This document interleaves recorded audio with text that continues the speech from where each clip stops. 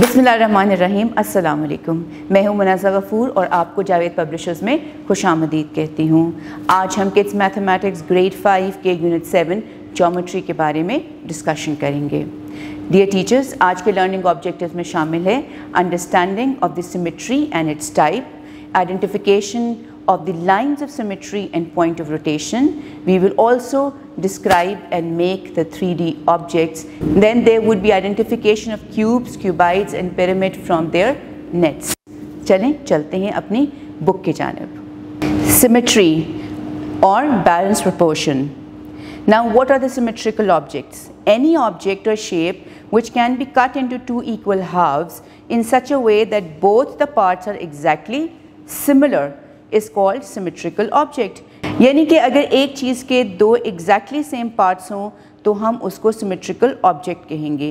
For example, ऊपर दिए objects को अगर mid point से half किया जाए तो एक बनेगी left side और दूसरी right side, और left side और right side similar होगी। और जब भी हम किसी object को mid से line के through cut करते हैं तो इसको line of symmetry कहते हैं। Now let's observe the line of symmetry in the figures given below. आपको पहली फिगर जो given है वो लेटर E है। Now इसको कट किया गया है line of symmetry से, और ये line of symmetry जो है इसको कहते हैं horizontal line of symmetry. Next, an arrow which has been cut and this line of symmetry is called vertical line of symmetry. अगर आप next diagram के ऊपर देखेंगे तो वहाँ पे line of symmetry diagonally cut की गई है, so इसको हम diagonal line of symmetry कहेंगे। Dear teachers, there are two types of symmetry in 2D figures, which are reflective symmetry and rotational symmetry.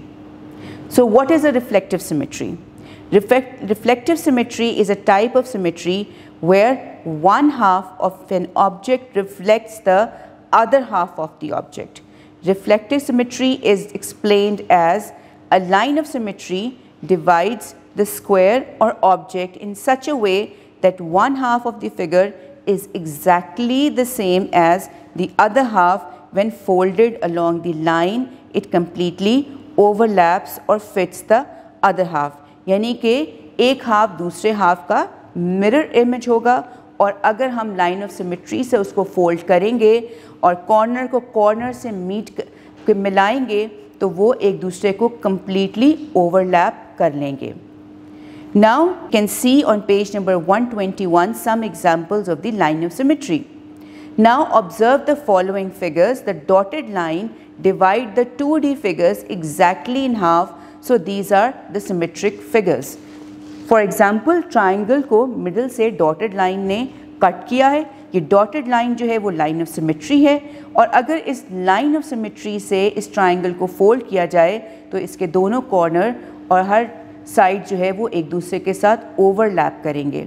So it is a symmetric figure as well. But we have to observe and figure out another fact कि किसी भी figure के अंदर multiple line of symmetry भी हो सकती हैं। जैसा कि आप नीचे देख रहे हैं सर्कल को आप कहीं से भी कट करेंगे तो वो टू हाफ्स बनेंगे, यानी कि टू सेमी सर्कल्स बनेंगे। अगर आप उसको लाइन ऑफ सिमेट्री से फोल्ड करेंगे तो दो सेमी सर्कल्स एक दूसरे को ओवरलैप करेंगे। सो सर्कल के अंदर इनफाइनाइट लाइन ऑफ सिमेट्री होती है। So it is very important for us to note कि लाइन ऑफ सिमेट्री एक भी हो सकती है according to the shape of the figure, और मोर देन वन भी हो सकती है और इनफाइनाइट भी हो सकती है depending on the shape of the given object और द फिगर। अब देखते हैं रोटेशनल सिमेट्री क्या है। The rotational symmetry of a shape explains that when an object is rotated on its own axis the shape of the object looks the same. यानी कि अगर हम किसी भी ऑब्जेक्ट को रोटेट करेंगे उसके सेंटर पॉइंट से, तो किसी एक रोटेशन के ऊपर या मोर देन वन रोटेशन के ऊपर उसकी शक्ल जो है एग्जैक्टली ओरिजिनल पोजीशन के ऊपर आ जाएगी। For example, in the given example आप एक ओरिजिनल पोजीशन के ऊपर इस शेप को देख रहे हैं, और जो डॉट गिवन है नीचे इसके दरमियान में ब्लू कलर का वो उसका सेंटर पॉइंट है।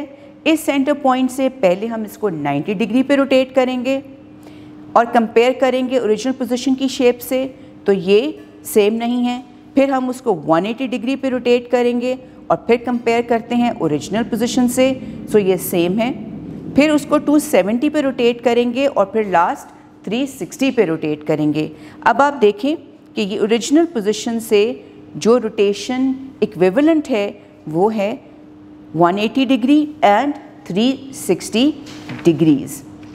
So we can say that the order of symmetry of this figure is 2, whereas the number of position in which a figure can be rotated and still appears exactly as it did before the rotation is called the order of symmetry.